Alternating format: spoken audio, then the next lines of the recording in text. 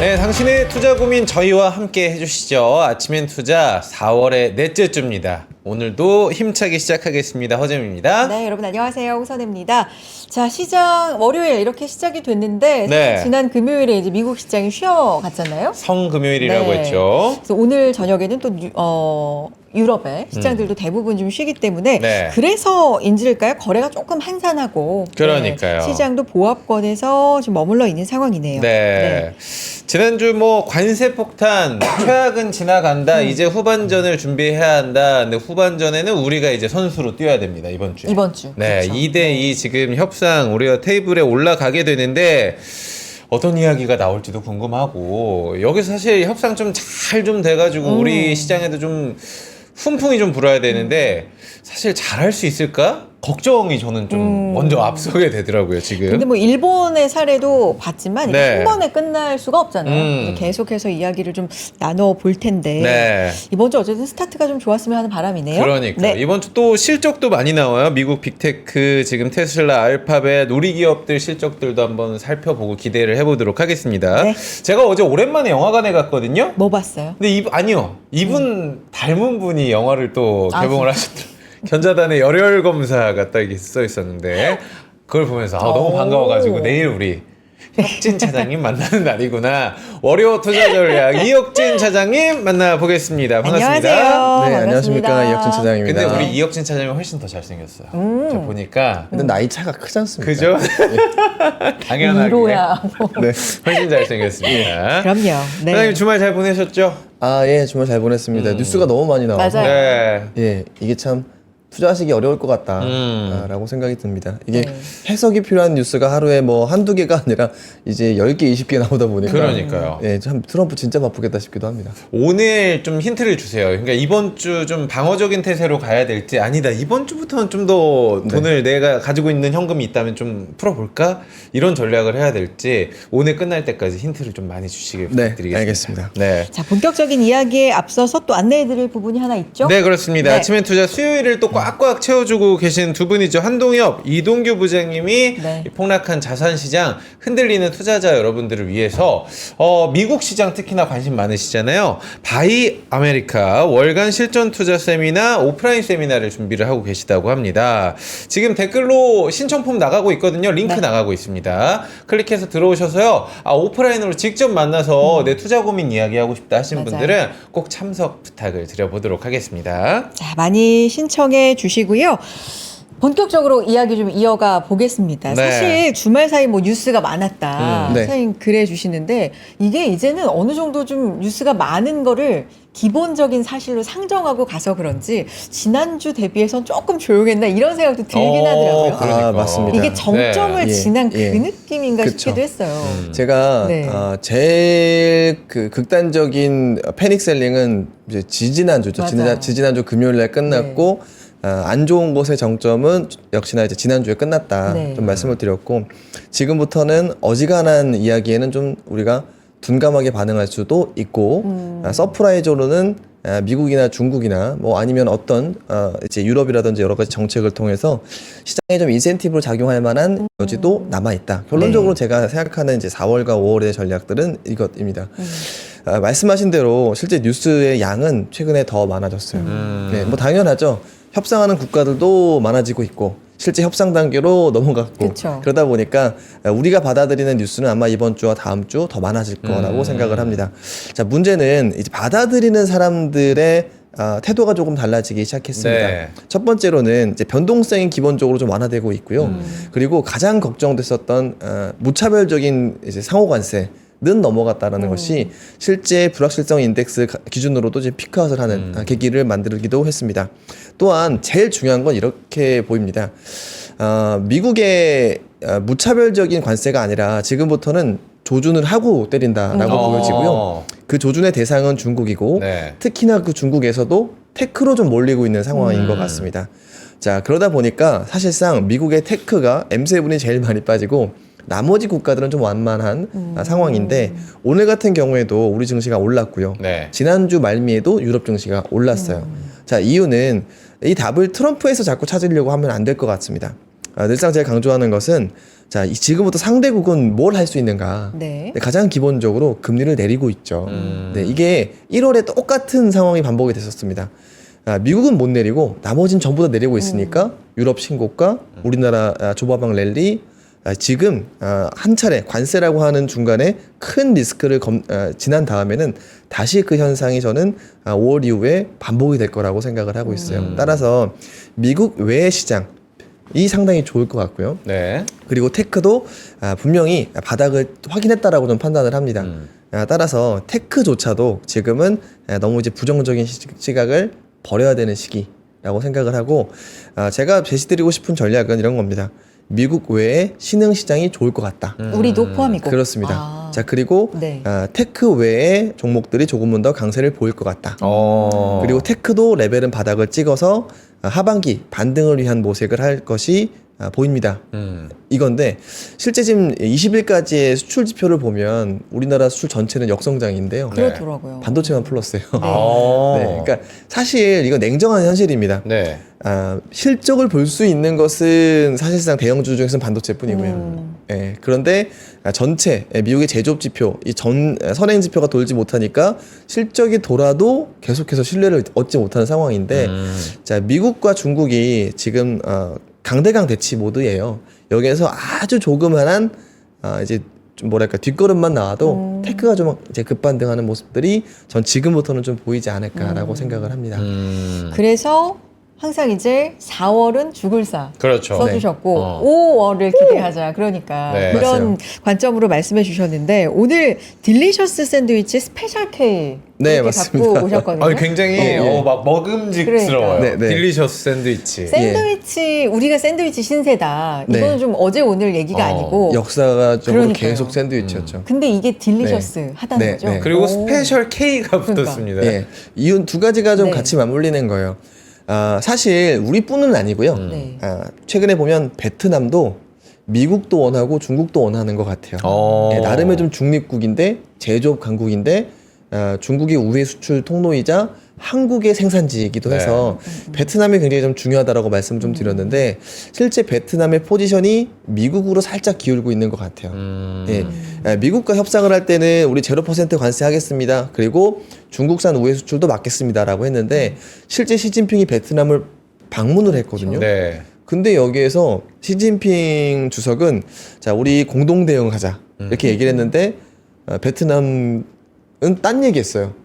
그러니까 뭐라고 베트남과 중국의 수출 이제 무역 수지가 좀 균형이 필요하다. 그러니까 정말 엉뚱한 얘기를 한 거죠. 맞장구를 안 쳐줬네요. 그렇죠. 예, 이런 네. 것들을 보면 시진핑 주석이 지금 베트남, 말레이시아, 그 다음에 캄보디아 이렇게 간 것 같은데 캄보디아에서도 인센티브를 줬어요. 예, 지금 뭐 운하 만드는 거에 대해서 이제 1조 이상의 지원을 해주겠다. 이런 것처럼 미국과 중국이 지금은 무역 전쟁을 하고 있습니다. 근데 그 무기는 동맹국이고요. 네. 그 동맹국을 만들기 위해서 사실 미국은 관세 카드를 들어섰지만 결론적으로는 세율을 낮추는 합의를 이룰 것 같다라는 게 저의 생각이고요.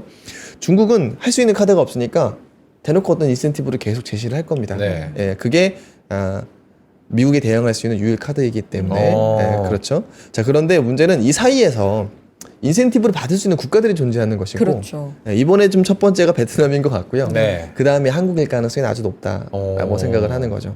우리한테 우리 좀 뭐 이제 지정학적 위치 뭐 이런 얘기 말씀을 드리는 것이 네. 아니라 결국에는 미국은 소비 국가고요. 유럽도 소비 국가입니다. 그럼 생산은 어디서 하냐라는 그렇죠. 거예요. 중국이랑 한국에서 생산을 했던 것이기 때문에 아. 지금 문제는 이 제조업을 가지고 무역 전쟁을 하고 있는 거니까 중국도 우리 동맹이 필요하고 미국도 우리 동맹이 필요하다라고 하는 부분들로 우리는 결국에는 하반기로 갈수록 그 증시는 좀 강세를 보일 것 같고 자 그러면 미국과 중국이 동시에 원하는 게 뭐냐 동시는 없는데요 각각은 있는 것 같습니다. 그렇죠. 미국 같은 경우에는 조선 바이오인 것 같고요. 네. 그 다음에 유럽이 방산인 것 같고요. 그 다음에 중국이 엔터와 뷰티 이런 부분들로 나눠볼 수 있기 때문에 저는 지난주 이렇게 말씀을 드렸습니다. 팀 USA와 팀 차이나를 구분해 보자. 네. 네, 그리고 자 이런 부분들이 밸류가 좀 부담될 때까지 올라갈 때 반대 작용으로 반도체가 팍 하고 튀어오르는 게 우리가 일상적으로 하반기 좀 보여질 수 있는 모습이다라고 생각을 합니다. 자료 좀 들어가 볼게요. 네. 항상 풍성한 자료를 갖고 오시기 그렇죠. 때문에 우리가 뒤에 가는 네. 속도가 빨라지니까 아우, 주말에 오늘은 저희 좀, 때문에 네. 놀러 가지도 못하신대요. 그러니까. 이거 만드느라고. 속도를 내서 처음부터 좀 가보도록 네, 하겠습니다. 하이라이트부터 네. 한번 띄워주시면 감사하겠습니다. 네, 지금 자료 보시면서 말씀 네. 좀 드려보겠습니다.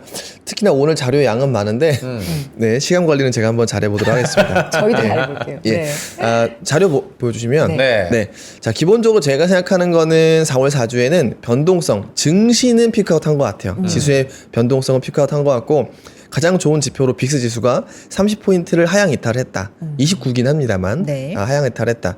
근데 문제는 아직 불안한 건 금리예요. 네. 이 금리의 불안을 야기한 것은 결론적으로 두 가지인 것 같아요. 이 인플레에 대한 해석인데 인플레가 있다라는 건 알겠는데 일시적이다라고 하는 이야기 두 가지가 좀 상존되어 있는 것 같아요. 사실 이게 둘 다 맞는 말입니다. 네. 단기적으로는 있고요. 장기적으로 좀 없는 상황이 지금의 상황인데 자, 그런데 문제는 트럼프는 급하죠. 그래서 근데 이제 파월은 급하진 않죠. 그러다 보니까 파월은 있다라고 하는 것에 대해 초점을 맞춰서 금리를 못 내리고 있는 거고요. 네. 트럼프는 일시적인데 왜 금리를 못 내리냐라고 얘기를 하고 있는 거예요. 자, 그래서 실제 파월을 해임한다라고 하는 이제 계획을 이제 검토하고 있다 이렇게 얘기를 하고 있는데 이게 아주 그렇죠. 지난주 후반을 또 뜨겁게 맞아요. 그러다 보니까 찍었어요. 금리가 또 발작을 하고 있어요. 그러네요. 자, 문제는 근데 네. 해임할 수 있는가? 이거는 이제 법원의 판단이 중요한 건데 그렇죠. 이 법원의 판단의 기준은 사실 이것도 명시적으로 정해져 있습니다. 뭐 방만하거나 나태하거나 아니면은 비리가 있거나 이런 거가 아니라고 하면은 사실 이제 해임은 어렵기 때문에 검토 단계에서 끝나지 않을까라고 생각을 하고 있고요. 자, 그리고 지금 미중 전쟁이 본격적으로 진행이 되면서 양국은 이 동맹국 확보전에 나서고 있습니다. 자, 미국은 아무래도 첫 번째 협상 대상국이 동맹국의 확보라고 네. 생각할 수 있을 것 같고 네.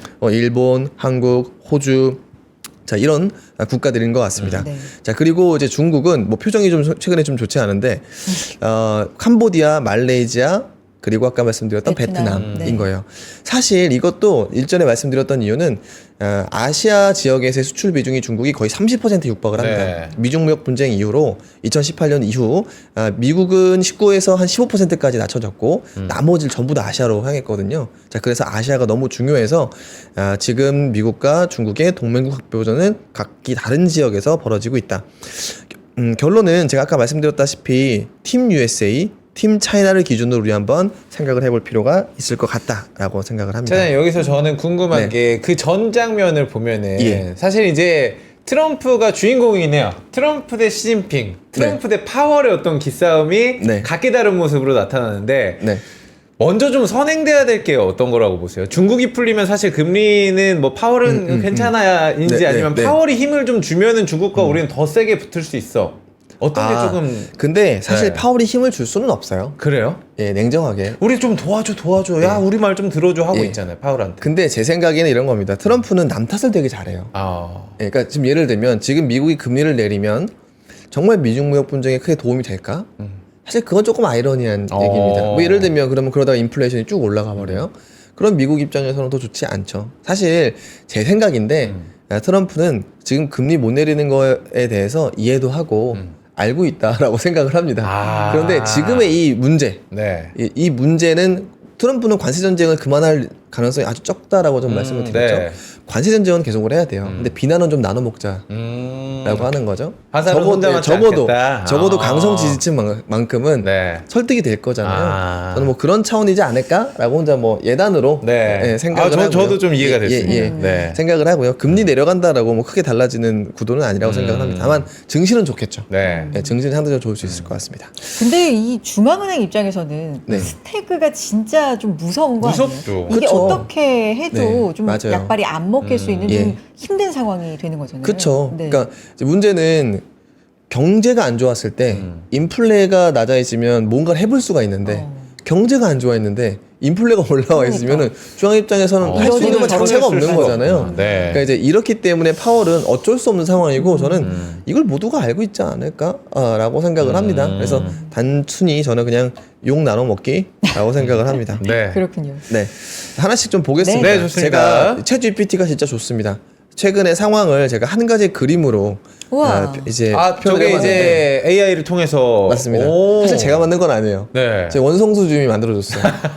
예, 근데 기가 막히죠. 그러니까 저는 지금의 상황이 그 해와 바람 이야기라고 되게 비슷하게 생각을 해요. 네. 그러니까 어떤 나그네의 어떤 아저씨의 옷을 벗기기 위해서 해와 바람이 내기를 하는 거죠. 아, 그렇죠. 그런데 실제로는 이 트럼프 머리 모양도 되게 비슷하지 않습니까? 예. 근데 바람을 불면 불수록 실제로 더 옷을 여미게 되죠. 그렇죠. 저 중국이에요? 추우니까. 그쵸. 저 중국과 나그네가? 주변 국가. 아, 예. 중국도 되고 예. 주변국도 되고. 그래서 실제 시장도 불안했고 비난은 거셌고 각국은 오히려 반발하려고 할 준비도 조짐들도 보였었던 거죠. 자, 그때 등장한 베센트. 이 베센트는 그러니까 일종의 동맹국은 햇빛이 필요하다라고 네. 하는 걸 가졌고 실제 그러다 보니까 베트남이나 우리나라나 포지티브하게 심지어 유럽조차도 강대강으로 싸우는 것 같아 보입니다만 뒤로는 약간 미국이 원하는 것을 난 들어줄 용의가 있다. 하지만 레드라인 같은 경우에는 뭐 농산물이라든지 이런 부분은 레드라인이 존재한다라고 네. 얘기를 하는 거죠. 자, 그래서 저는 시장이 트럼프의 바람 사이클에서는 모두가 얼어붙을 수 있다. 하지만 이제 지난주부터 저는 베센트 사이클이라고 말씀을 드렸죠. 뭐 최근에 보면 머스크가 베센트 트윗을 이제 언팔 한다고 하는지 뭐 이런 뉴스가 나오고 있죠. 예, 근데 뭐 그래도 기본적으로 이 패가 다시 나바로에 들어가기는 좀 어려운 상황이기 때문에 네. 지금부터는 시장은 발작보다는 좀 안도하는 측면이 작용할 것 같다라고 생각을 하고 있습니다. 자, 그런데 미국의 공세와 중국의 수비 그리고 유럽의 대응 이 세 가지를 한번 업데이트를 해볼 필요가 있을 것 같아요. 네. 참 진짜 좀 미스테리한 거는 지금 미국이 협상 중인 게 세어보면 10개가 넘어요. 야, 이거를 어떻게 전부 뜻대로 할 수 있을까? 노이즈는 없을까? 자, 이제 하나씩 보죠. 네. 첫 번째는 일단은 일본이랑 하고 있습니다. 자, 그런데 협상을 했는데 협상의 내용이 조기 협상만 합의를 했어요. 서로 간에 우리 협상을 빨리 끝내자는 합의를 그것만 했는데 합의를 했구나. 합의를 했는데 실제로 좀 뜯어보면 일단은 뭐 화폐 같은 경우에는 논의조차 안 했다. 그다음에 방위비 부담은 얘기를 했다. 자, 그런데 일본에서 원한 거는 사실 자국의 가장 큰 경제 영향, 그다음에 지지율, 정치인들의 지지율에 가장 큰 민감하게 움직일 수 있는 철강과 자동차 관세를 철폐했는데 미국 입장에서는 그거는 좀 나중에 얘기하자. 결론적으로 정해진 건 하나도 없고 그냥 조기 협상에만 합의를 했다. 사실 일본은 안보를 위해서 이제 안위를 위해서 경제를 내어주겠다라고 하는 정도까지도 가장 포지티브하게 나왔던 동맹국입니다. 네. 그런데 일본의 협상이 이렇게 흐지부지하게 1차가 끝냈다라고 하는 것은 향후에 좀 베트남이나 한국도 좀 장기화될 가능성도 없지 않다라고 생각을 하고 있고요. 자, 그런데 이 베트남이 아까 제가 말씀드렸다시피 일단 미국 쪽으로 많이 기운 것 같아요. 기본적으로 0% 관세로 시작을 했습니다. 자, 그런데 이제 그 중국에서도 항면대에 대해서도 좀 들어와라라고 했는데 베트남은 참여할 의사가 없는 것 같고요. 하지만 그럼에도 불구하고 1차로 끝나지가 않았죠. 그 다음에 이제 한국이 시작을 합니다. 네. 아무래도 이 제조업을 한국이 얼마나 미국에 조력을 해줄 수 있는지 그리고 제가 생각했을 때 이 방위비 부담에 대한 부분들이 가장 큰 관건일 것 같은데 사실 이거는 미국의 레드라인으로 보여요. 그래서 결론적으로는 방위비 부담을 좀 많이 올리고 우리가 제조업에 대해서 어느 정도 추가적으로 가져올 게 있는가 이 싸움이지 않을까 생각을 하고요. 자, 러시아 우크라이나 같은 경우에는 정말 어떻게 돌아가는지 모르겠습니다. 예, 기본적으로 러시아가 휴전 선언을 잠깐 했었는데 또 연장은 하지 않겠다 뭐 이렇게 나오고 있는 상황인 것 같고요. 또 우크라이나 같은 경우에는 미국과 광물 협상을 하겠다라고 했는데 이게 참 아이러니합니다. 자, 우크라이나 입장에서 그러면은 미국과 광물 협상을 해요. 그러면은 전쟁을 도와주겠다는 뜻 아닌가요? 그렇죠. 그런데 또 중간에 요 사이에 나온 게 뭐냐면 러시아에게 크림반도까지의 영유권을 인정을 하고 나머지 세 개 주가 있는데 그거는 우크라이나가 가져가는 방식으로 휴전을 추진하겠다라고 했거든요. 이 세 가지가 좀 맞물려서 제가 봤을 때는 좀 순환 참조 오류가 있는 건 아닌가. 그래서 이거는 좀 봐야 될 것 같다. 어쨌든 결론이 전쟁에 대해서도 좀 나지 않은 것 같다라고 하는 것이고요. 자, 이스라엘에 대해서도 자세한 내용은 나오진 않았거든요. 근데 어쨌든 협상장에서 이스라엘이 먼저 일어나는 모습을 취하고 있어요. 네. 그래서 이란의 핵시설을 공격을 하겠다라는 식으로 좀 나오고 있는 상황인 것 같고요. 하지만 또 반대로 이것도 좀 순환참조 오류거든요. 이란이랑은 좀 잘 되고 있는 것 같아요. 자, 그래서 미국은 요구하는 건 핵무기를 포기하고 핵 에너지 개발로만 용인하겠다라고 했는데 이라는 최근에 좀 긍정적인 분위기. 따라서 이 지정학 리스크 관련한 협상들이 어디는 잘 되고 어디는 못 되고 있는 상황인데 사실 분쟁의 당사자는 하나가 아니라 두 개이기 때문에 두 개가 다 잘 돼야 되거든요. 근데 그 상황까지는 조금 더 남아 있는 것 같다. 결론적으로 지금 미국은 너무 여러 개의 협상을 하다 보니까 덜컥거리는 부분들이 좀 나오는 것 같다라고 생각을 합니다. 네. 두 번째는 중국의 수비예요. 중국이 지금 되게 속편한 것 같지 않습니까? 사실 네. 그런 상황은 아니라고 저는 판단을 그러니까요. 합니다. 자, 어쨌든 지금 이제 중국은 우군이 필요해서 동남아 3개국 순방을 하고 있는데 캄보디아는 좀 긍정적인 것 같고 네. 베트남은 좀 부정적인 상황인 것 같습니다. 자, 그런데 성장률은 또 괜찮아요. 왜냐면 이 이구안신 효과가 있고 중국에서 수입을 못한다라고 하는 거니까 미리 수입을 한 이런 지표들이 1분기에 좀 찍히고 있거든요. 그러다 보니까 수출이 늘었습니다. 자, 이런 부분들이 자, 관세는 수출을 덜 하겠다라고 쓴 정책인데 오히려 더 하고 있는 아이러니한 상황들이 1분기까지는 확인이 된다라고 하는 것이고요. 자, 그런데 자, 중국은 이 재고가 지금 수출 재고가 쌓이고 있기도 하다라고 합니다. 네. 자, 그래서 지금 입항 수수료 부과에 대해서 굉장히 좀 비난을 거세게 하고 있고 또한 협상 시작을 위한 조건을 먼저 제시한 부분들이에요. 사실상 마음 급한 건 트럼프인데 사실 시간이 지나면 지날수록 리스크가 가중이 되는 것도 중국일 수도 있겠다라고 네. 생각이 듭니다. 또한 지금 중국이 정치 관련해서도 이게 좀 아이러니한 뉴스들이 좀 나오고 있어요.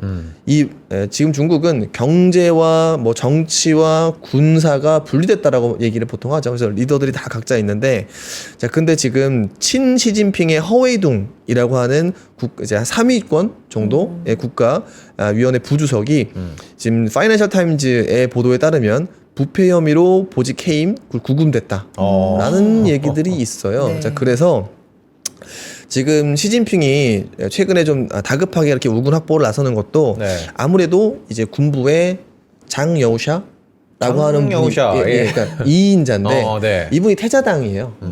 근데 지금 원래 시진핑도 태자당이었는데 최근에 이 태자당과의 반목 이런 부분들이 좀 이슈가 돼서 지금 이게 정치 권력이 괜찮은가? 근데 이건 또 정반대 해석도 있습니다. 네. 그게 아니라 지금 시진핑이 이제 4기 출범 내년인가요? 인데 이제 그 전에 군부에 대한 일종의 정리, 그러니까 예를 들어 비리가 있거나 이런 부분을 정리한다라고 하는 부분도 있는데 어쨌든 지금 시진핑과 군부 사이에 뭐가 이슈가 있는 거는 같다.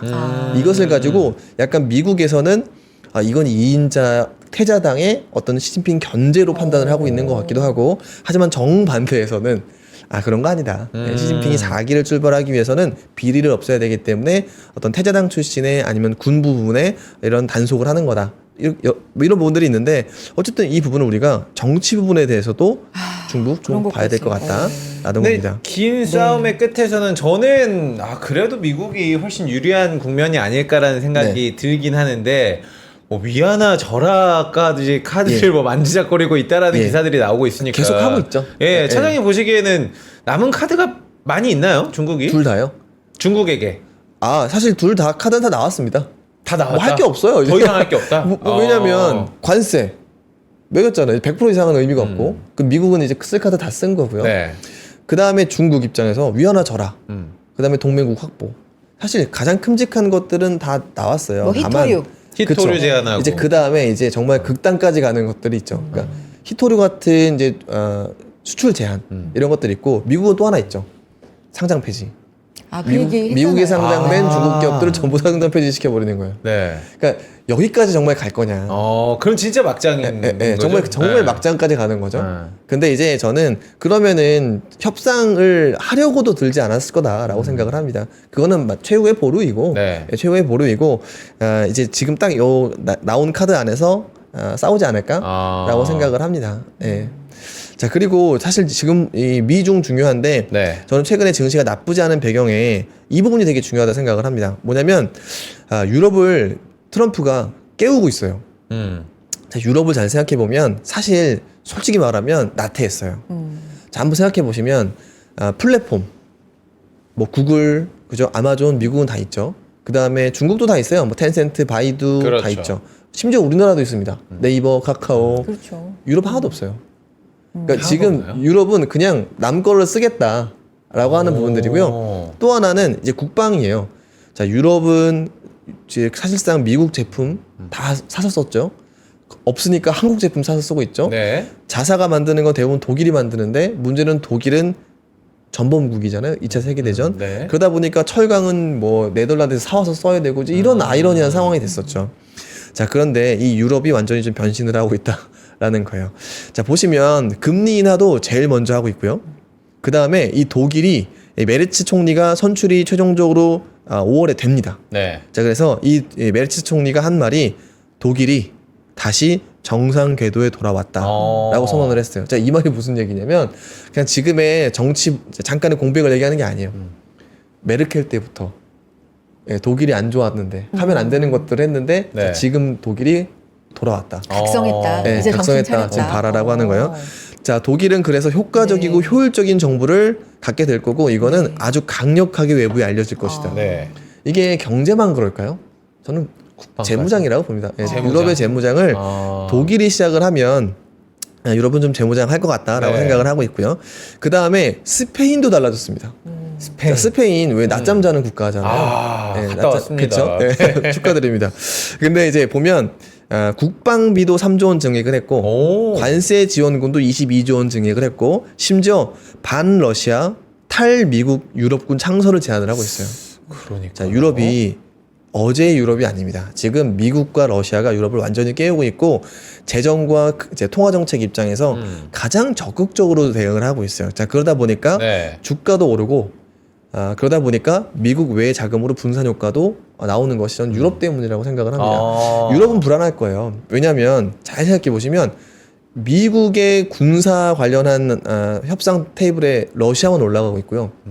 이번에 이제 무역 관련해서도 협상국이라고 최우선국에 유럽이 없어요. 그러니까 제외시키는. 네. 네. 이게 그러니까 어. 유럽의 가치를 굉장히 평가절하하고 있는 거예요. 아하. 지금은 중국이랑 싸워야 되는데 네. 그 유럽이 정말 뭐 제조업이 세니 뭐 이러고 있는 거죠. 자, 그렇기 때문에 자, 이런 유럽이 그런 부분들이 자존심이 상해서 완전히 깨어나고 있다라고 하는 부분들이고 실제 유럽이 그래서 전기차는 중국이랑 협상을 하고 있습니다. 관세 다시 낮추는 걸로. 네. 그러다 보니까 지금은 미국이 조금 유럽을 약간 옆으로 두고 있는데 다시 협상 테이블에 최우선 선택지로 올라올 수도 있겠다라고 생각을 합니다.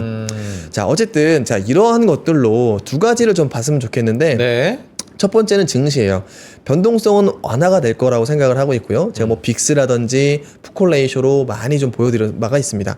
자, 근데 제일 중요한 심플한 백투베이직 지표는 전 달러라고 말씀을 드렸죠. 자, 그러면 달러가 오늘 같은 경우는 99를 깼어요. 네. 자, 그러면 과거의 증시는 어떠했는가? 달러를 100pt 하향 돌파했을 때 총 1990년도부터 지금 28회 발생을 했어요. 자, 그럼 평균 수익률을 내어보면 첫 번째 주, 첫 번째 달, 그리고 3개월, 6개월, 1년을 놓고 보면 네. 6개월 이상부터는 증시가 S&P 500이나 코스피가 모두 6% 이상, 10% 이상 올랐었다라고 하는 거예요. 자, 결론적으로 달러가 떨어진다라고 하는 거는 미국 자산을 팔아서 다른 데를 간다라고 하는 의미인 거죠. 자, 그런데 과거에는 미국이 이걸 싫어했어요. 기축통화를 유지하고 싶었거든요. 근데 지금은 제조업을 강화시키기 위해서 달러 인덱스 하향이 되는 것이 그렇게 불편해하지는 않는 것 같아요. 자, 그렇기 때문에 지금 달러 깨지는 것에 대해서도 수사만 얘기하고 있는 거지 본격적인 대응이 안 나오고 있어요. 따라서 지금 저는 생각하는 게 기본적으로 지금의 상황이 한 요 정도 상황입니다. 달러 인덱스가 이제 100포인트가 하향 돌파된 지 한 2, 3주 정도? 그러니까 한 달째 아직까지 증시는 갈팡질팡하고 있는 거죠. 하지만 5월 이후는 이 사이클이라고 생각을 합니다. 그 다음에 9월 정도 깨는 바로 요 시기로 옮겨가지 않을까라고 생각을 하는 거예요. 더군다나 유동성이 주가의 수익률의 함수였던 2020년도 이후를 보면 여기 한번 보시죠. 코스피가 100pt를 하향했을 때 33%나 1년 수익률을 기록을 한 바가 있어요. 물론 코로나 착시 효과이긴 합니다. 네. 하지만 증시의 변동성은 완화가 될 것이다 라고 생각을 하고 있는 거고요. 다만 금리의 변동성은 아직 남아있는 것 같다. 네네.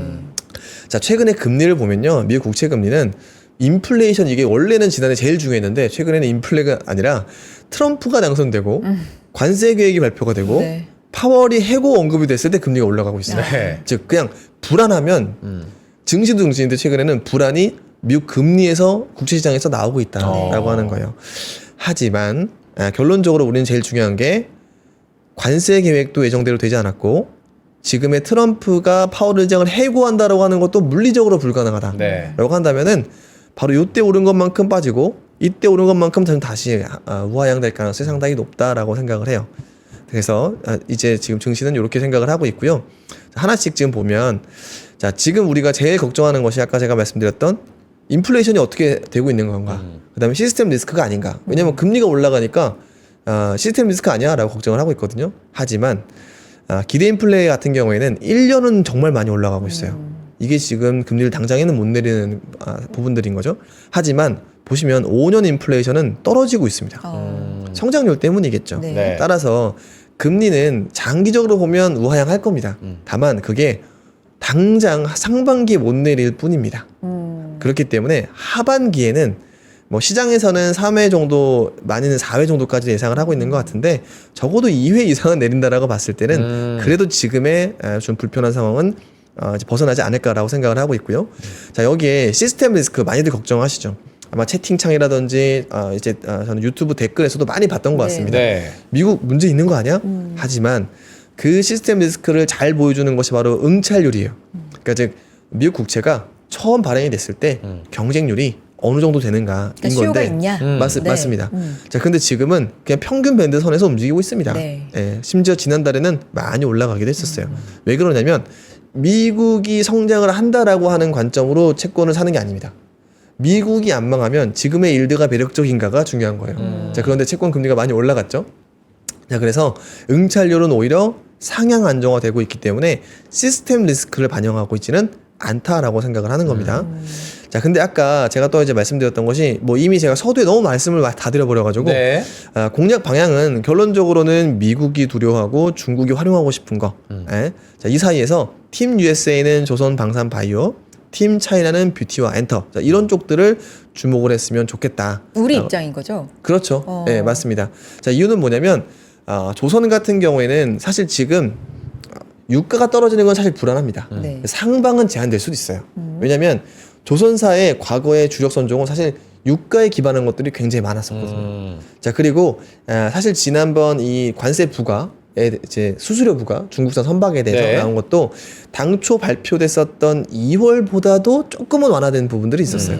자 그러다 보니까 투자 심리가 단기로 흔들 수 있는데 기본적으로 2027년까지의 증익이라는 방향성, 그 다음에 중국의 조선 점유율이 떨어질 수 있다라고 하는 기대감 두 자체가 저는 1년, 2년 지속될 이슈라고 생각을 하고 있는 겁니다. 자, 그래서 조선도 이어질 수 있을 것 같고, 그 다음에 이제 방사는, 실제 지금 중요한 것이 유럽은 사실 무기가 60% 정도는 자국산 무기로 확보를 하려고 합니다. 네. 하지만 문제는 시간이에요. 네, 내후년, 내내후년을 대비하는 것이 아니라 당장의 올해를 대비해야 되기 때문에 그렇죠. 빠르고 싼 한국산 방산이 필요한 것이고 여기에 미국도 마찬가지예요. 미국이 전장이 좀 확대되고 있다. 그래서 정부 효율을 하는 입장에서 이것은 어떻게 할 것인가. 그러다 보니까 뭐 LIG 넥스원의 비군과 같은 자, 이런 부분들을 미국도 수입을 할 것 같고요. 네. 더 중요한 거는 무인화예요.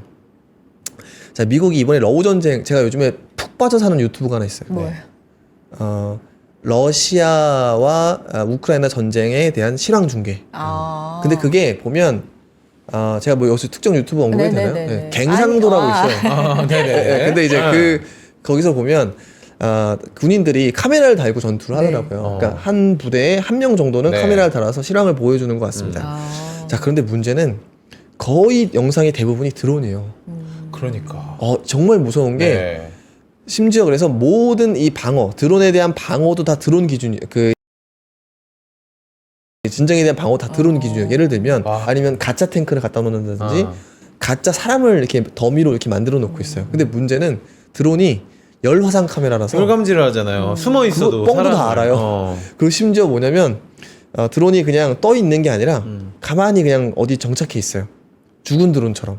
아니 근데 북한은 거기에 네. 대비한 새로운 또 훈련을 한다고 그쵸. 보도에 막 나오는데 네. 이게 진짜 무서운 거예요. 오. 그러니까 이제 사람이 되게 뭐랄까 너무 점점 더 전쟁 지역에서 AI보다 더 무가치해지는 사무실 그러니까요. 이렇게 뭐 AI화 된다는 게 아니라 네. 전쟁 지역에서 사람의 역할이 점점 더 좁아지고 있다는 느낌이 너무너무 많이 보이더라고요. 네, 참 그런 부분들이 어쨌든 무인화에 대해서는 앞으로 좀 많이 좀 투자가 들어가야 될 것 같다.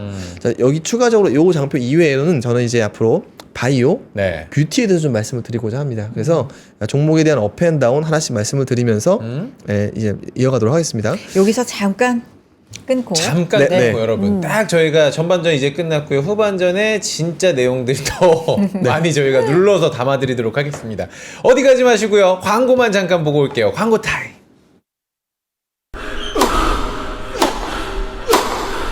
멋있다. 부러운가? 14만 1211번의 스윙과 68개월 27일의 투자로 만들어진 자세다. 나의 테니스도 나의 자산도 투자로 키운다. 나는 투자한다. 나는 성장한다. NH투자증권. 와, 멋있다. 부러운가? 기본기 연습과 스트로크 훈련에 1532시간을 투자해 갖게 된 리듬이다. 나의 드럼도 나의 자산도 투자로 키운다. 나는 투자한다. 나는 성장한다. NH투자증권. 네, 아침엔 투자 함께하고 계십니다. 오늘 네. 이혁진 차장님과 이야기 나눠보고 있고요. 역시 현재 시장은 보합권에서 네, 방향성 좀 보고 있는데 확실히 시장이 재료가 그렇게 많이 풍부하지 않다. 없는 것 같아요. 네. 이런 생각이 드는 오늘 시장인데요. 네. 자, 이런 시장에서 저희가 아까도 초반에도 안내해 드렸듯이 세미나를 또 준비하고 있는 분들 있잖아요. 그렇습니다. 네, 수요일 시간 저희 꽉꽉 채워주고 있는 두 분이죠. 한동규 부장님, 이동규 부장님께서 이 자산 시장의 활기를 불어 넣어줄 세미나를 진행한다고 합니다. 폭락한 자산 시장 4월이 기회다라는 주제고요. 특히 미국 주식에 대해서 좀 많이 아시는 분들이니까. 그렇습니다. 네. 바이 아메리카 월간 실전 투자 세미나 여러분들 많이 또 기다리시고 계신 분들 계시는데요. 오프라인으로 만나고 싶다. 그리고 나 지금 방향을 못 잡겠다 하시는 분들은 직접 만나서 투자 아이디어, 투자 전략 짜는 시간 오늘 또 기회니까 네, 여러분들 링크 클릭하시고 함께하고 싶은 분들 신청서 작성을 좀 부탁을 드려보도록 하겠습니다. 자, 쉴 새 없이 이제 달려와 주신 이혁진 차장님 잠시 네. 예. 목을 좀 축이셨다면 이제 또 예. 다시 힘을 내서 네. 다음 얘기를 들어볼 텐데 오랜만에 업앤다운부터 그러니까, 봐야죠 우리. 네. 네. 다음 어떤 걸 좀 볼까요? 예. 네. 그 해외 증시에서 제가 아까 말씀드렸던 변동성이 좀 완화되고 또 하나는 약간 시장 전체 패닉에 쏠려가지 않는 종목들이 나오고 있어요.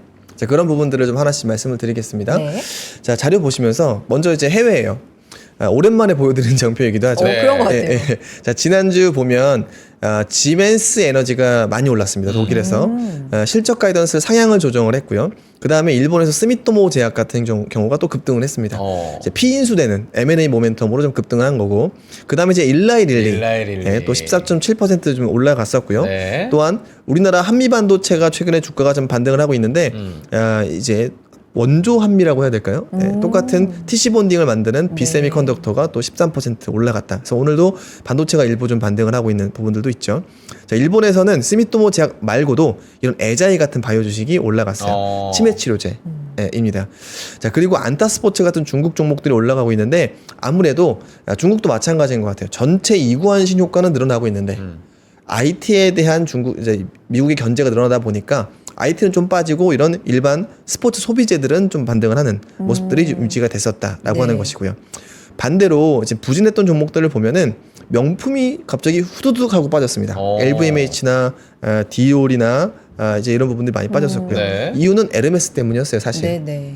에르메스에서 놀란 것은 다른 쪽으로 좀 패닉 셀링이 나왔다라고 보시면 되는데, 에르메스가 지금 실적 대비 컨센이 좀 하회하면서 이 명품들 피크아웃하는 건 아닌가? 사실 제가 근데 이런 부분에 대해서는 명품은 어찌 보면 세대 사이클에 대해서 마지막에 온 것 같다라고 생각을 합니다. 어떤 얘기예요? 그러니까 뭐냐면 실제 저희가 지금 밀레니얼이죠. 밀레니얼까지가 명품을 좀 좋아하고 네.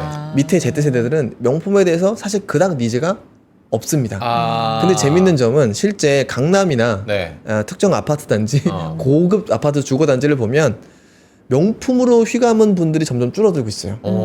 오히려 뭐 특정 브랜드를 얘기해도 되겠죠? 뭐 예를 상관없을 것 들면 같습니다. 네. 모자도 옛날에는 어. 뭐 이제 또 뭐가 있을까요? 뭐 루이비통 모자, 구찌 모자라든지. 구찌 모자. 근데 지금은 뭐 이미스라든지, 아니면은 This is never that인가? 뭐 이런, 네네네. 이런 힙 브랜드들의 브랜드들. 그냥 요즘 애들 캡 네. 모자 정도를 가볍게 눌러 쓰고 바지도 그냥 통큰 바지 이렇게 입으시고 네. 그냥 무심하게 에르메스 백 하나 정도.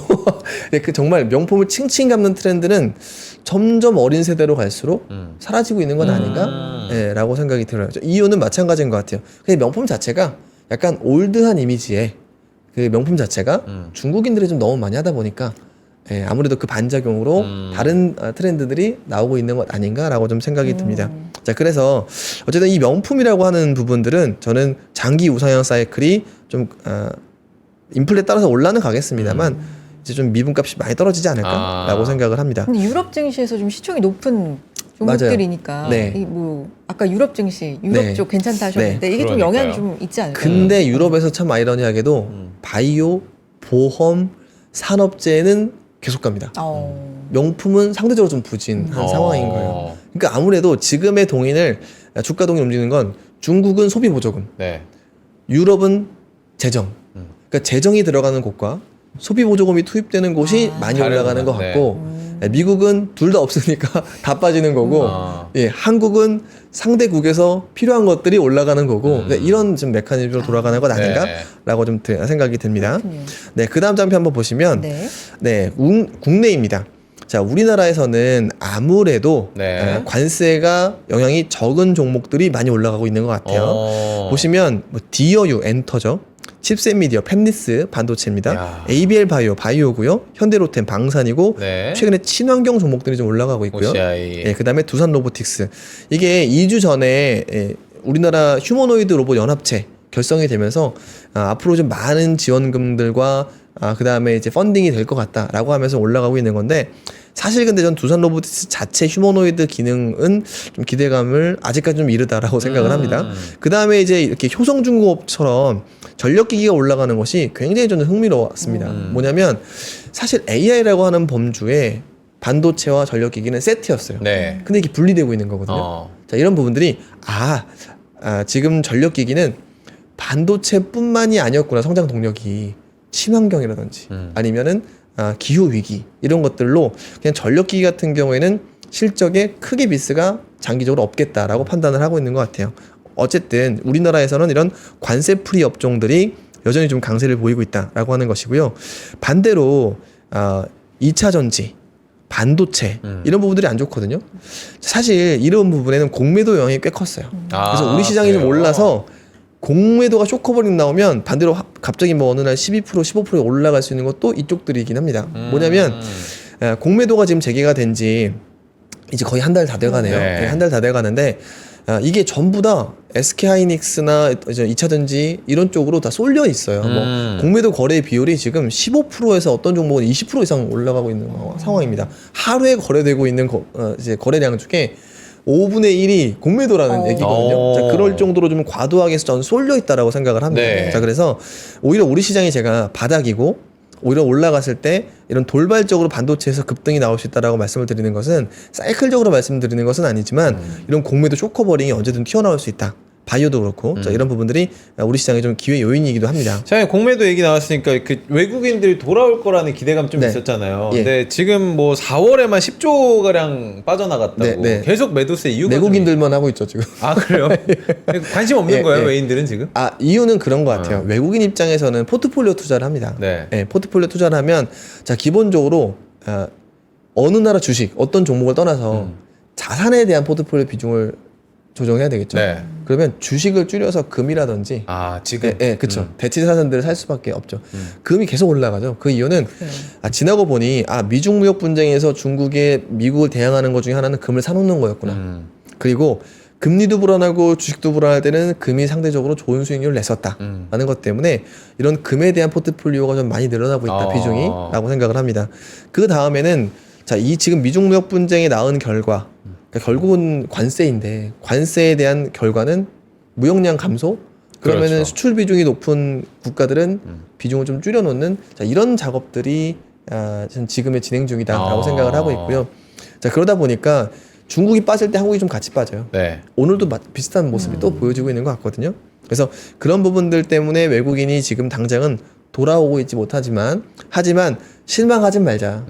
이유는 뭐냐면 삼성전자가 가장 중요한 키포인트입니다. 그러니까 삼성전자를 파는 비중이 워낙에 높기 때문에 네. 삼성전자의 외인 매도세가 영향을 받을지 안 받을지를 보면 돼요. 근데 하지만 올해는 삼성전자의 외인 매도에 큰 의미를 두지 말자. 네. 이유는 외인 지분율 최저치보다 삼성전자의 자사주 매수량이 훨씬 많기 때문에 삼성전자는 빠져도 바닥은 지지할 것이다. 실제 지금 삼성전자가 2차로 자사주 매수 공시를 한 게 3조 원 정도가 됩니다.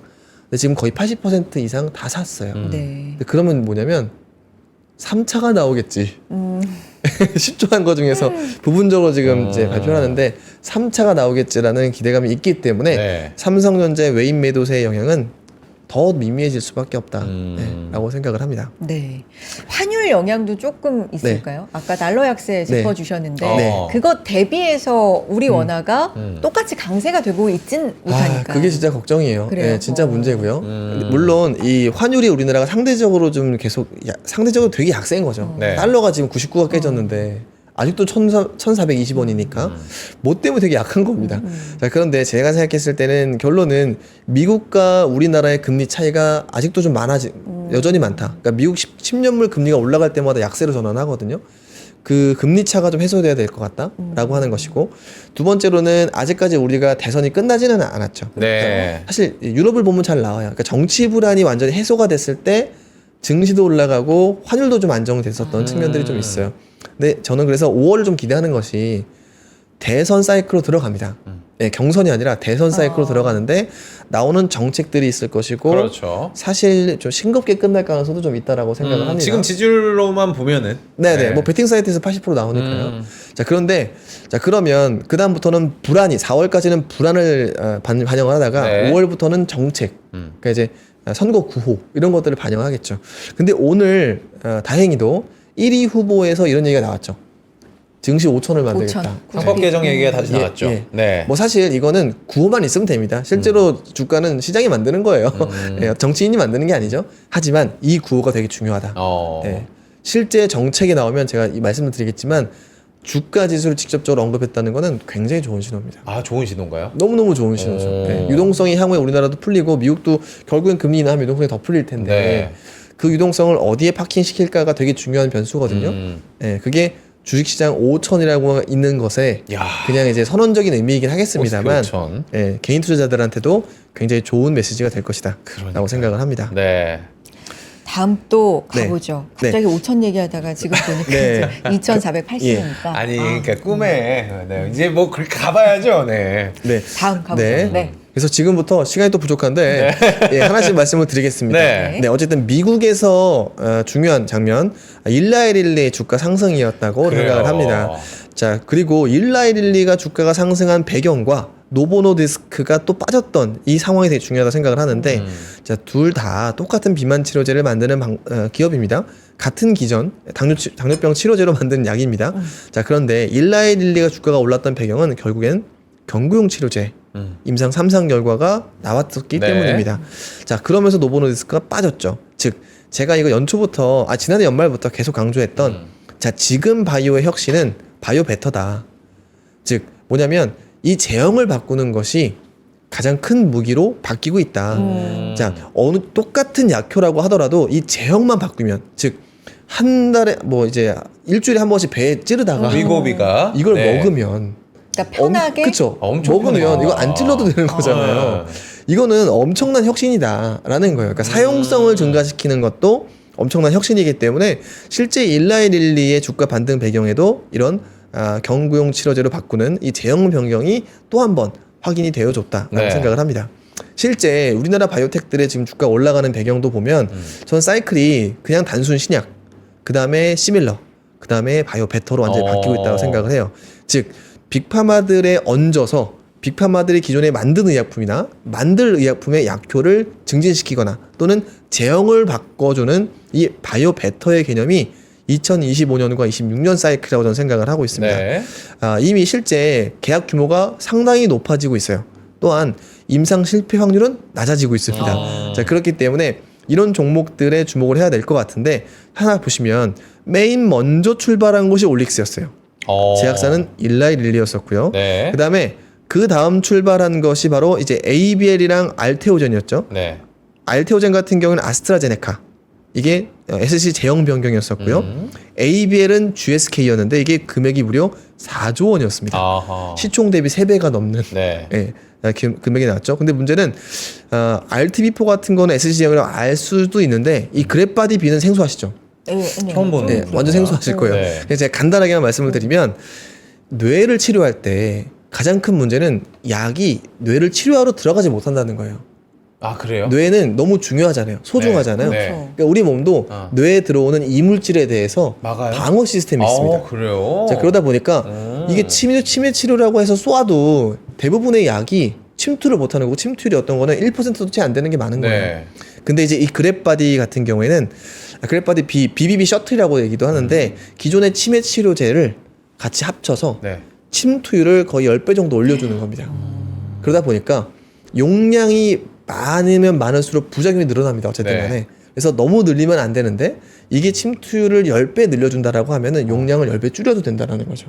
자, 그래서 이번에 4조 원짜리 공시가 나갔다라고 하는 것이고요. 또한 최근에 펩트론이 기대감으로만 또 이제 주가가 급등하고 있는데 이것도 그러니까 뭐 펩트론 저번 주에 엄청 난리더라고요. 근데 맞아요, 이게 맞아요. 뭐 계약이 있었나? 뭐가 아니에요, 있나? 안 나왔어요. 근데 기술 공동 개발 연구는 발표가 됐습니다. 네. 근데 이게 뭐냐면 일라이릴리가 지금 보시면 일라이릴리가 먹는 걸로 바꿨다라고 말씀드렸잖아요. 아까는. 근데 이거는 기간을 늘려주는 겁니다. 네. 예, 펩트론의 기술은 스마트 데포라고 해가지고 일주일짜리를 한 달로 늘려주겠다라는 아. 거예요. 근데 이것을 일라이릴리랑 공동 개발은 하겠다. 네. 근데 정식 계약은 나오지 않은 거죠. 아. 근데 나올 것 같다라고 하는 이제 기사들이 몇 개 나왔었어요. 그러면서 주가가 빵 하고 올라갔던 거죠. 그러니까 주사도 매일 맞다가 일주일에 한 번으로 바뀐 것처럼. 그렇죠. 이것도 매일 먹어야 되는 거를 일주일에. 이거는 아니면- 주사입니다. 이건 물론 주사? 스마트 데포는 네. 주사 기반이에요. 아 주사 네, 기반. 네. 어. 간격이 좀 그렇죠. 넓어진다. 근데 사실 아. 더 중요한 편해지죠. 거는 어. 제가 갑자기 무슨 약간 의학 정보 시간이긴 한데 아, 어떻게 이렇게 다 잘하시지? 아니 근데 이쪽이 좀 어려워서 어려워요. 쉽게 설명해 주시면 근데 좋아요. 쉽게 그 지만 치료제라고 하는 건 예전에 싹센다가 있죠. 네. 네. 싹센다는 하루에 한 번이에요. 삭센다가 하루에 한 번, 위고비는 일주일에 한 주에 번. 한 번. 예, 근데 네. 이게 중요한 게 뭐냐면 그러면 약효라는 곡선을 그려보면 네.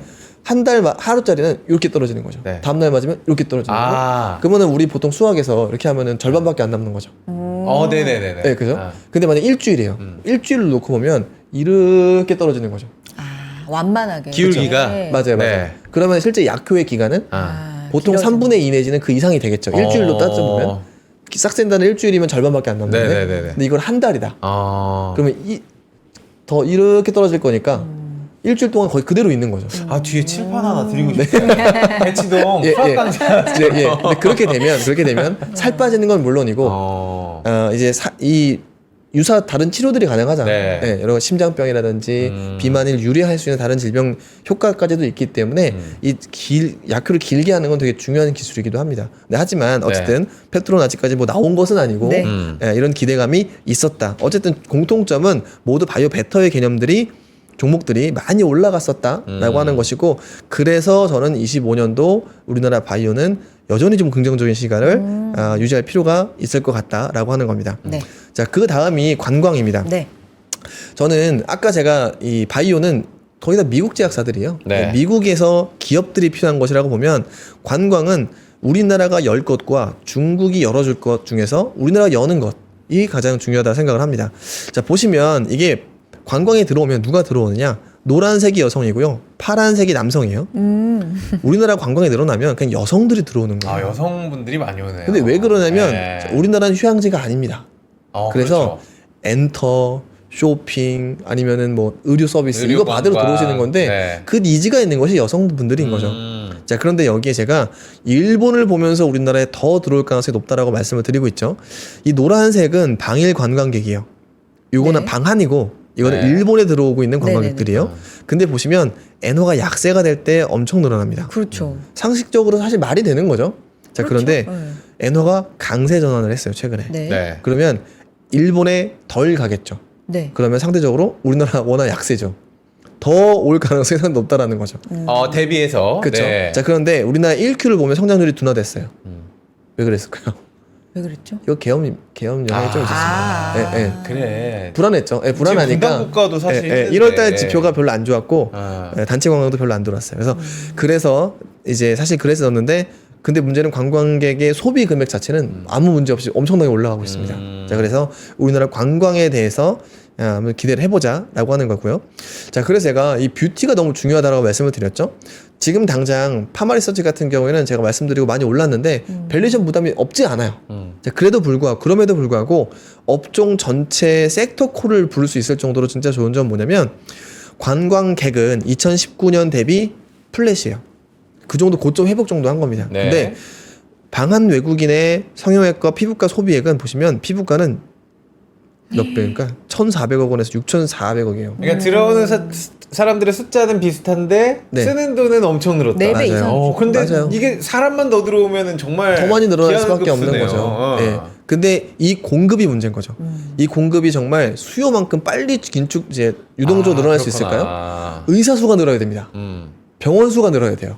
예, 물리적으로 불가능하다. 그렇죠. 예, 그래서 부가가치는 계속 올라가는 방향으로 이어질 가능성이 높고, 자, 여기에 제가 화장품은 우리 터치하지 말자라고 말씀을 드리는 게 뭐냐면 4년 평균 업종 대 업종으로 비교를 해봤어요. 영업이익 성장률로 화장품은 마이너스 2%고요. 이 에스테틱 분야는 플러스 33%입니다. 자, 2차 전지도 이 정도 성장을 했었어요, 예전에. 근데 네. PBR 10배가 넘게 갔었잖아요. 자, 그렇기 때문에 이런 에스테틱 분야에 대해서 우리가 잘 살펴볼 필요가 있다. 자, 그러면 시간이 얼마 없으니까 마지막으로 말씀을 드리면, 네. 자, 그러면 실제 장기 성장 전망은 어떤 그림을 그려야 될까? 보시면 연평균 10% 이상의 성장이 앞으로 5년간 지속이 됩니다. 그리고 이 중에서 EBD가 에너지라는 얘기고요. 침습이 주사입니다. 자, 그러니까 침습 시장도 안정적으로 성장을 하지만 네. 아무래도 사람이 내 피부에 바늘 찌르는 것보다는 에너지 의료기기로 이렇게 비비는 게 훨씬 더 편하죠. 그렇죠. 예. 특히 예. 남자들 무섭죠. 아프지도 않고. 예, 예. 저도 얼마 전에 한번 했는데 정말 주사 맞을 건 아니고 너무 많이 네. 아파요. 네, 너무 많이 아파요. 어쨌든 이런 에너지 기반의 비침습 의료기기가 점점 더 성장률을 가파르게 기록을 할 것이기 때문에 뭐 예를 들면 하이프라든지 RF라든지 아니면 마이크로 리들 이런 부분들의 시술 관련 종목들에 대해서 저는 장기적인 이제 뷰로 좋게 본다라고 생각을 하고 있습니다. 화장품도 요즘은 좀 괜찮게 보는 네. 뷰가 많지 않아요? 맞아요. 네. 근데 이제 화장품에서도 네. 저는 홈케어가 훨씬 좋을 것 같아요. 홈케어. 예, 뭐 만약에 예를 들면 그냥 API 같은 종목들은 네. 화장품의 이점도 있고 의료기기의 이점도 있기 때문에 딱 영업이익률도 화장품과 의료기기 사이더라고요. 아하. 예, 그래서 자, 이런 부분들은 아무래도 좀 좋을 것 같은데 실제 킴 카사디안 같은 외국인 이제 셀럽들의 방송을 보면 한국에서 나온 머드팩이라든지 이런 팩에 대해서도 굉장히 놀라워해요. 자, 결론적으로 저는 이게 왜 놀라냐? 왜 우리가 머드팩이 좀 한지 우리 어머니도 하셨는데 오래됐죠. 놀랄 게 아닌 거잖아요. 고령 가면 다 하고 계세요. 네. 그렇죠. 아니잖아요. 네. 근데 이게 왜 그러냐면 서양 사람들은 선크림조차 바르지 않을 정도로 스킨케어에 대해서 관심이 없었어요. 네. 예, 그냥 지금의 삶을 즐기고 자연스러운 노화에 대해서 훨씬 더 이제 받아들였던 거죠. 자, 그런데 스킨케어를 이제 막 시작하다 보니까 이 팩이라든지 심지어 머드팩이 신기한 것이고, 근데 이분들이 이 홈케어 의료기기를 보면 얼마나 깜짝 놀랄까요? 그러니까요. 예, 자, 그렇기 때문에 자, 한국의 미가 해외에 수출되는데 이 수출이 사실 저는 5년에서 10년 그 이상도 될 것 같다라고 생각을 합니다. 근데 이게 이제 화장품에 국한됐었다면 네. 케어, 맞아요. 시술 이쪽으로 예, 예. 이제 그러니까요. 사실 근데 이거는 네. 일정 부분 LG생건이라든지 아모레퍼시픽의 공이 커요. 뭐냐면 이 색조 화장이 너무 크고 스킨케어가 적다 보니까 LG생건이나 아모레퍼시픽이 해외 공략을 되게 많이 했거든요. 네. 근데 거의 5년 동안 소득이 없었어요. 근데 뭐 계속 두드린 거죠. 그래서 스킨케어 매출이 올라오고 있습니다. 근데 서양 사람들이 스킨케어가 중요하네. 그 다음 생각한 게 바로 의료기기로 가버리는 거예요. 네, 그런 부분들이 노력은 사실 아모레퍼시픽이랑 LG생건이 했지만 네. 이 어떤 열매는 과실은 의료기기 업체들이 좀 많이 가져가고 있는 것 같다 생각이 듭니다. 좋아요. 마지막으로 시간이 정말 꽉꽉 한번 채워보도록 하겠습니다. 이벤트. 이번 주 주목해야 할 캘린더 어떤 거 있을까요? 좀 짚어주시죠. 네, 2분 남은 상황에서 제가 이제 근데 참 아이러니하게 캘린더 보시면 중요한 이벤트가 올해 이번 주에 너무 많아요. 어우, 저 꽉 네. 채워져 있네요. 예. 일단 기본적으로 협상 시작을 합니다. 네. 예. 근데 좋은 내용보다는 부정적인 내용이 나올 가능성이 초기에는 높죠. 일본의 사례를 보면. 예. 그리고 추경이 본격화가 됩니다. 네. 사실 이게 아이러니하게 예산안에서 빠진 금액만큼 네. 추경이 되기 때문에 좀 아이러니한 부분들이긴 한데 좀 중립적이라고 생각을 합니다. 그 다음에 이제 대선에 대한 스케줄도 진행이 되는데 이런 부분들에 대해서도 1등 주자의 발언 이 시장에 반영이 되고 있어요. 심지어 지난주에는 어디에 방문했다라고 해서 그게 주가가 오르기도 했었습니다. 맞아요. 따라서 지금부터는 1등 주자의 정책 발언에 좀 예의주시하셨으면 좋을 것 같고요. 그 다음이 바로 이제 AACR과 같은 미국 암학회, 그 다음에 좀 아스코로 이어지기도 하죠. 그래서 이런 바이오 업종에 대해서 어떤 서프라이즈한 부분들이 나올지, 그리고 저는 다른 것보다도 위에 있는 이런 것들보다도 금요일 날 카시카리가 또 등장합니다. 연준에서 최고 매파. 네. 좀 그래서 그냥 얘기 안 하고 그냥 넘어가면 안 되나라고 생각이 좀 드는데 가장 큰 매파가 얘기할 때 이제 금리는 하향보다는 상향으로 많이 움직였었기 때문에 카시카리 얘기가 어떤 얘기를 할지 좀 주목해봐야 될 것 같고. 딱 요 이후부터가 아마 침묵 기간 맞아요. 될 거예요. 예, 예. 마지막으로. 그러니까 참 네. 마지막 그래요. 발언. 네. 예. 그리고 난 다음에 네. 이제 실적 발표가 되는데 테슬라. 네. 테슬라 근데 문제는 밸류에이션은 높은 상황인데 실적은 뭐 그다지 기대할 그렇죠. 부분들이 없어서 오히려 는 이런 것보다도 GE 에어로스페이스나 그다음에 GE 이제 버노바 이런 우리가 기존에 좋았던 우리 증시의 주도주들 실적을 영향을 미칠 수 있는 기업들 뭐 인투이티브 서지컬 이런 미국에서도 지수 종목 말고 개별 종목에 대한 실적을 한번 봐야 될 것 같다라고 생각을 하고 있고요. 그 다음에 이제 SK 하이닉스 실적이 나오는데 네. 하이닉스 이날 실적에서 우리나라 기업들 많이 진짜 합니다. 많다. 그렇죠. 네. 예, 그리고 현대자동차도 있고. 조선 방산 바이오 뭐 다 나올 건데 공업도 있고. 근데 자 이런 부분들이 SK하이닉스 실적이 전 제일 중요할 것 같아요. 네. 올해 3.4조 정도 34조 정도 영업이익 기록을 할 것으로 예상이 되고 있는데 PER이 지금 4에서 떨어지면 300까지 가거든요. 네. 말이 안 되는 거죠. 예, 말이 안 돼서 저는 1분기 실적이 잘 나오면 주가는 더 빠지지 않을 거다라고 네. 생각을 하고 있습니다. 그리고 이런 좀 주변의 노이즈로 좀 강한 활시가 당겨졌을 때 탕하고 반대로 나갔을 때는 이런 SK 하이닉스 같은 실적주들이 제일 많이 올라갈 거다라고 생각을 합니다. 그리고 마지막으로 이제 기아 실적 발표했는데 네. 지금 보니까 이제 주가 시가 배당률 거의 8%까지 올라갔더라고요. 예. 그러니까 말이 8% 주식 8% 배당을 주는 예. 그러니까 지금 우리가 안 좋은데 그 네. 안 좋은 거 이상으로 많이 반영했다라는 것을 어. 꼭 좀 알아주셨으면 좋을 것 같다. 라는 생각입니다. 알파벳도 그러니까요. 중요하게 봐야죠. 예, 맞습니다. AI 예. 또 네. 속도가 되겠죠. 알겠습니다. 여기까지 와 진짜 오늘 그래도 괜찮았죠. 자료 다 소화해 예, 주셨어요. 예. 너무 네. 감사드리고. 제가 처음에는 막 네. 쳐내기 바빴거든요. 그래서 저는 솔직히 안 막아주시나 이 생각도 했었어요. 진짜요? 너무 제가 혼자 막 쳐내고 있으니까. 네. 예. 너무 감사드립니다. 진짜 거의 풍성한 월요일에 자료를. 그냥 수업 들으러 오는 그러니까요. 날이에요. 네. 네. 여기까지 함께하겠습니다. 이혁진 차장님 고맙습니다. 감사합니다. 예, 감사합니다. 저렇게 또 완벽한 우리 이혁진 차장님께서도 얼굴에 주사 맞는 건 또 무상황 하시는 거 보니까 또 반전 매력도 오늘 보여주셨습니다. 자, 코스피 코스닥 지금 강보합권에 있습니다. 오늘은 아무래도 이렇게 보합권에서 머물다가 네. 마무리가 될까요? 뭐 조금 더 그럴 힘을 것 내줬으면. 같고요. 네. 이번 주가 크게 움직이진 않을 것 같다라는 저 개인적인 사견을 한번 붙여보도록 하겠습니다. 아, 그래요? 네, 뭐 오. 크게 뭐 나올 게 없는 것 같아. 하이닉스 뭐 기다리고 있는. 그거 있다. 2대2 우리 협상 테이블에서 어떤 아유. 발언 나오는지가 중요하죠. 가장 좀 중요한 포인트가 될 것 같습니다. 네. 자, 내일도 저희 10시에 인사드리겠고요. 오늘 하루도 잘 마무리하셨으면 좋겠습니다. 내일 뵐게요. 고맙습니다. 고맙습니다.